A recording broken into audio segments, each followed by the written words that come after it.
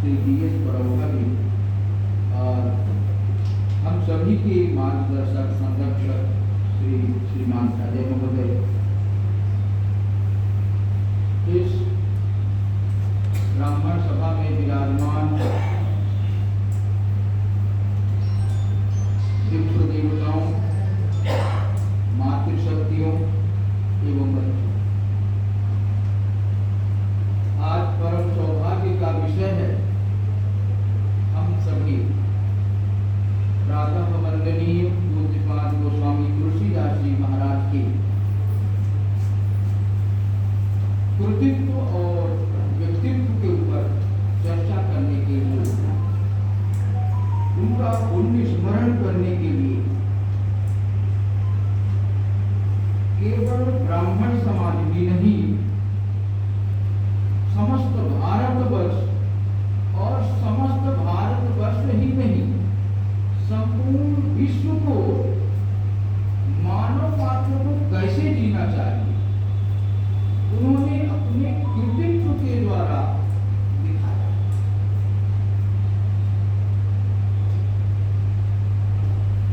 श्री रामचरितमानस में और श्रीमद् वाल्मीकि रामायण के जब हम प्रसंगों का अध्ययन करें पढ़ें तो बहुत सारे प्रसंगों में अंतर समझ में आता।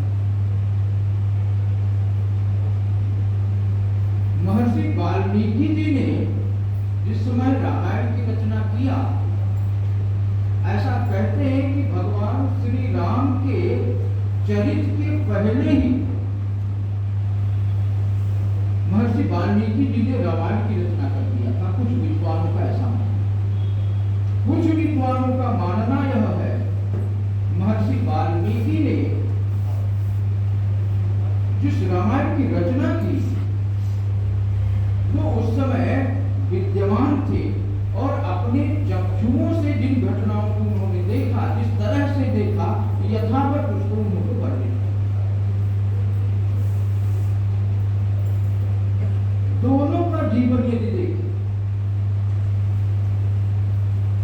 महर्षि वाल्मीकि का और पूज्यपाद गोस्वामी तुलसीदास का यदि देखें, दोनों का, तो दोनों में साम्यत्व है। दोनों की रचना के पीछे यदि विचार करें, एक करुण भाव, एक संवेदना। गोस्वामी तुलसीदास जी ने जैसे ही जन्म लिया, उनका प्राकट्य हुआ, तो उनके मुंह से राम शब्द की ध्वनि निकली, राम शब्द निकला। उनका यदि शैशव अवस्था, बाल्यावस्था देखें, अभी चतुर्वेदी जी बोल रहे थे, तमाम विद्वानों ने मत ऐसा व्यक्त किया कि वो जो लिखा है उनके जीवन के बारे में तो वैसा संभवतः नहीं, पुनर्मूल्यांकन की आवश्यकता। किंतु प्राप्त जो साक्ष्य है, स्वयं गोस्वामी तुलसीदास जी की कुछ कवित्व है, उसके द्वारा जो विद्वानों का अनुमान है कि उनका जीवन शैशव अवस्था अत्यंत अभावग्रस्त ही रहा। एक कल्पना करिए कि जिनका जन्म लेते ही अभी जो हमें मिल रहा है, विद्वानों का शोध निष्कर्ष क्या निकलेगा वो भविष्य की गर्भ में, किंतु उनके जीवन में जितना कारुण्य था, जितनी करुणा थी, शायद यदि हम विचार करें तो आज हमारे जीवन में नहीं। मैं तो विचार करता हूं कि मानव मात्र के जीवन में शैशवावस्था में ऐसा कारुण्य, ऐसा अभाव, ऐसा दुखमय जीवन धरती में आए नहीं। पिता क्योंकि आत्मदेव अत्यंत विद्वान, ज्योतिष के विद्वान उनके पिता, उन्होंने कहा अभुक्त मूल नक्षत्र में उत्पन्न हो रहा है बालक, और ज्योतिष के सिद्धांतों के अनुसार यदि अभुक्त मूल नक्षत्र में बालक का जन्म होता है तो किस पिता के लिए दोषी होता है। उन्होंने मुख देखने से मना कर दिया। जैसे बालक ने जन्म लिया, वो जो सेविका रहती है लेके आई, क्योंकि जन्म के बाद प्रथम मुख दर्शन पिता को जाता है, ऐसा शास्त्र पिता के मना करने के पश्चात चूंकि जन्म से ही उनके 32 दांत थे, तो लोगों ने ये कहना चालू कर दिया कि यह बालक कोई साधारण नहीं, अभी तो ऐसा लगता है कि कोई राक्षस का जन्म। लोग में इस तरह की प्रवृत्ति बहुत, एक छोटी सी गलत बात हो जाए तो उसको फैलने में जरा भी देर नहीं। ऐसे ही किंवदंती उनके विषय में जब फैली, पिता को लगा कि हमारे लिए हानिकारक है, नहीं। संयोग ऐसा कहें कि तीसरे दिन माँ का भी निधन। अब उस माँ को कितना तकलीफ होगा जिसका सद्य जात बालक है और लोग उसे देखना नहीं चाहते, पिता देखना नहीं चाहता, वो भी मरणासन्न स्थिति में माँ है। उसको अत्यंत चिंता थी कि कैसे इस बच्चे का पालक हो। दासी थी, दासी को अपने आभूषण उतार के दे दिया कि मेरे मरने के बाद इस बच्चे की रक्षा तुम करना। उसने रक्षा किया। संयोग देखिए, कुछ 3 महीने बाद उसको भी सांप ने डस लिया, उसकी भी मृत्यु हो गई। दुनिया नाम का उसकी सास ने फिर 7 महीने पालन किया और वहां भी दुर्दैव देखिए, दुर्भाग्य देखिए कि उस सास का भी निधन हो गया, वो भी मर गई। अब तो गांव वालों ने कहना शुरू कर दिया कि ये बालक जहां भी जाएगा, जिसके पास भी रहेगा वो बचेगा नहीं, यह इतना अभागी बालक। 4 वर्ष का बालक ठीक से बोल नहीं पाया, भूखा भटकने लगा, उसका भूखा भटक लगा। घरों में जाता है, लोग दरवाजे बंद करते। कई लोग तो बच्चों से धक्का दिलवा देते कि देखना ये नहीं कर पाए। जो बोलना नहीं जानता, भूख से तड़प रहा है, भूख से बिलबिला रहा है, लोग कुत्ते को रोटी देते हैं तो उससे बचा के देते हैं कि कहीं ये ना खाए। कुत्ता भी जो पड़ता है रोटी के लिए वो भी। हनुमान जी की प्रेरणा, पास में जंगल और एक हनुमान जी का मंदिर, वहां पहुंच गया। लोग वहां चना डालते थे, बंदर थे तो चना खाते थे। उस दिन तक चलो भगवान शंकर की प्रेरणा से ऐसा जीवन में मिलता है कि स्वयं अन्नपूर्णा माता पार्वती ने उनको भोजन करा।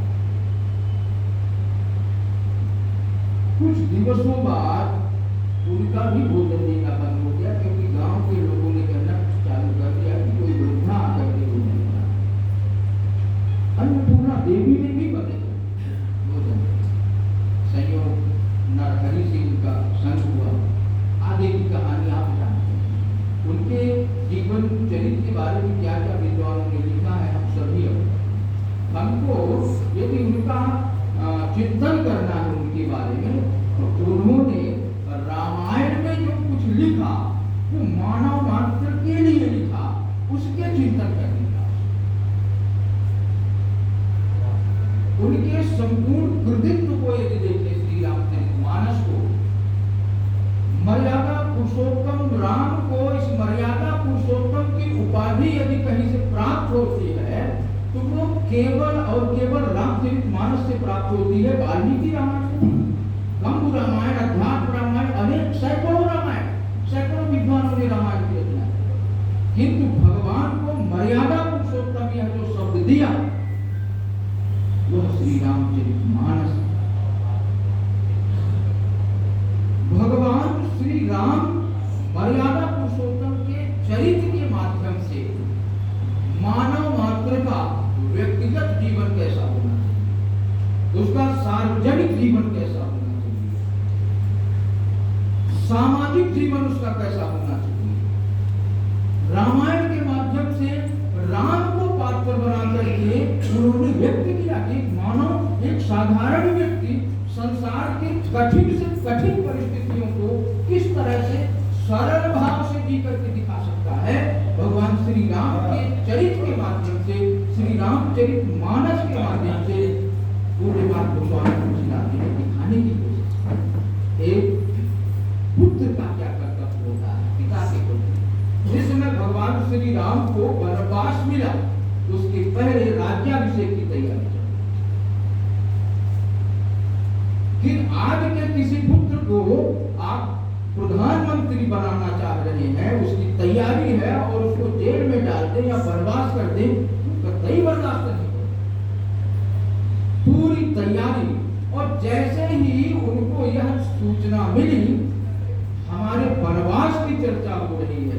हालांकि अभी तक दशरथ ने अपने मुख से कहा नहीं था, किंतु उन्होंने संपूर्ण राजकीय वस्त्र त्याग करके और वनवासी वस्त्र जो होना चाहिए वल्कल वसन, वह धारण करके आज्ञा लेनी पड़ी। क्योंकि पुत्र का कर्तव्य भागवत में लिखा है, अन्य जगह लिखा है, उत्तमस् चिंतितं कुर्यात्। पुत्र का धर्म क्या है? उत्तमस् चिंतितं कुर्यात्, प्रोक्तकारी तु मध्यमः, अधमः श्रद्धया कुर्यात्, न कुर्यात् तु निकृष्टतः। लिखा कि उत्तमः चिंतितं कुर्यात्, उत्तम पुत्र वह है कि पिता के मन में जो भाव आया, पिता जो कहना चाहते हैं पुत्र से, उस बात को समझ करके उनके आज्ञा का पालन करे, यह उत्तम पुत्र का।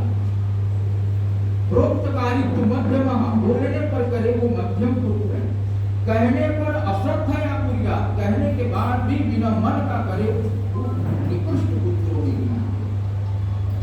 ये अपना वनवासी वल्कल वस्त्र धारण कर